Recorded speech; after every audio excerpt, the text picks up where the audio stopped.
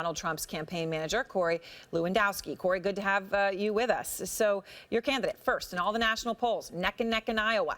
Neck and neck in Iowa. You are taking obviously a risk by closing the door completely to appearing tomorrow night.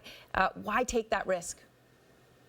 Well, it's not neck and neck in Iowa. You know, the poll that came out today has Donald Trump winning 30-23 over his closest competitor. But it's not just the risk. It's about the issue of fairness. And, you know, Fox News decided to put out a statement which was completely inappropriate. They want to, you know, taunt Mr. Trump about, you know, Vladimir Putin and, you know, dismembering the cabinet and listening to his Twitter followers. You know, I don't think that's worthy of a top-tier presidential candidate to have to go through. You know, and it's really on Fox News, and that's really what it comes down to. And so Mr. Trump has been the clear winner of the last 6 debates. He's won every national poll during those 6 debates, whether it's the Drudge Report or Time or Slate. They've all said he's been the winner. He was the clear winner of the last debate.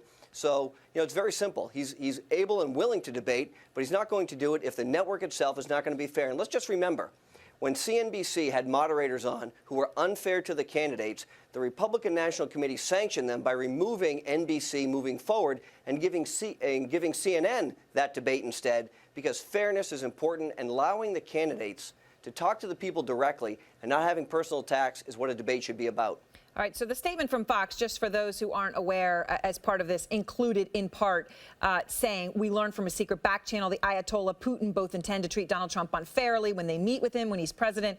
And they went on to make a joke saying, well, I guess he'll ask his Twitter followers whether he should show up at those meetings. So it has been escalating nastily. You have said, though, Corey, that Mr. Trump will not change his mind, that this is done. He will not be there tomorrow night. Has Fox News' head Roger Ailes spoken to you or Mr. Trump since last night?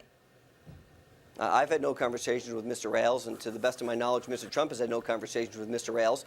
As you know, we just put out a statement that says Mr. Trump is going to be at Drake University tomorrow night at 9 p.m. Eastern. We're going to raise money for the veterans of our great country who are treated like third-rate citizens. So we've got a full program. You know, we've got hundreds of media-credentialed people who are going to be there to hopefully cover Mr. Trump's event. We'll take care of our veterans because our country isn't doing that. The VA is a disaster, and it's time to put those people first. So that's what we'll be doing tomorrow night at 9 p.m. Eastern, as opposed to participating in the Fox News debate. And is that going to be broadcast on networks? Is that going to be something people can watch? What are your plans on that front?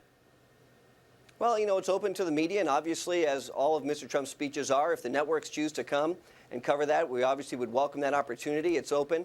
If they want to live stream that, they're welcome to do that, as they do many of his speeches. And I hope they will do that, because I think the American people are going to look at that Fox News debate with a series of career politicians on that stage and say, you know what, this is not what we want. We want a leader. We want someone who's going to fix this. And so why bother watching a debate, which is politicians who are all talk, no action? We'd rather watch a real leader in Donald Trump and what he's going to talk about. So, Corey, New York Magazine today reported, and let me just quote from the magazine, Trump was not taking Ailes' calls after announcing the boycott. Trump advisors are privately telling people that he will only deal with Rupert Murdoch to resolve the dispute. Rupert Murdoch, of course, is Ailes' boss, the head of Fox News Corporation. Is this true, that this would now come down to Rupert Murdoch and Donald Trump?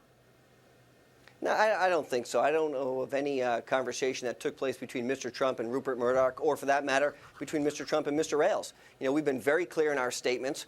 Mr. Trump has been crystal clear that he's not going to participate in the debate. We've set up our own event at Drake University, so we hope that people come and watch that, and I think we'll have a much better viewership than what you'll see on the Fox News debate tomorrow night. So obviously you've said this is about Fox News and being treated fairly, and it's not about Megyn Kelly specifically. So can you explain, Corey, so everyone can understand, why Mr. Trump is appearing in a Fox interview tonight?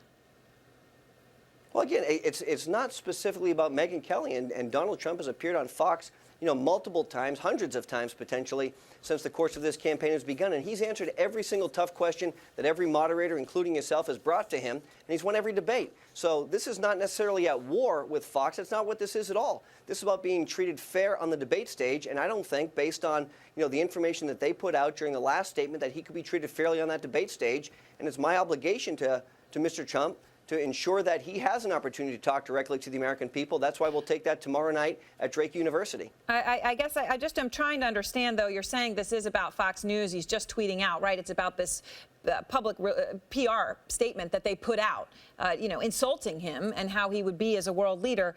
But he is still going on Fox News tonight, right? I mean, it does seem a little bit confusing, you can see, right?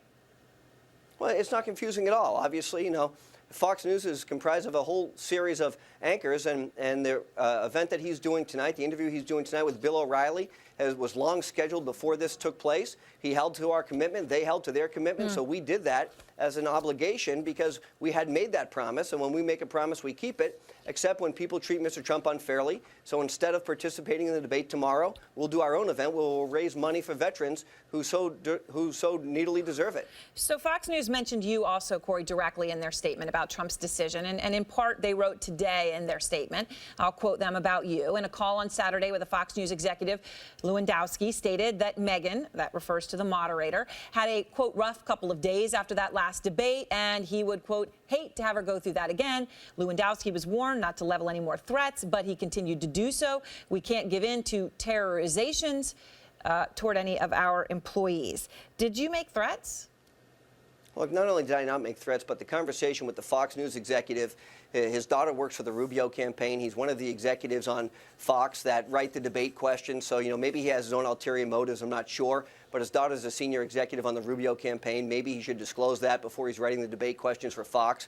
There were no threats made. And the bottom line is this isn't about me, and it's not about Megyn Kelly. It's about the way that Fox News, put out a statement about Mr. Trump, which was wholly inaccurate and unfair. And it's very difficult to treat someone fairly when they're the GOP frontrunner, and you put out a statement like that.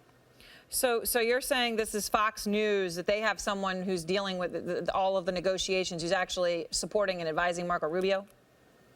No, what I said was that Fox News executive who oversees the debate process, their daughter is a senior executive on the Marco Rubio campaign, is what I said. Their daughter. Okay. Ted Cruz is obviously going to be there tomorrow night, and now this could be a make or break moment for him. He could break out because he doesn't have Donald Trump to fight. It might not work that way, but it might. He is challenging Donald Trump to a one-on-one debate. And I know Donald Trump tweeted today, okay, in Canada, obviously making a joke of it. But is this a challenge that he would ever accept if it continues to be Donald Trump and Ted Cruz in this race? Of course. Look, at the end of this race, it's going to come down to two candidates for the Republican nomination at some point.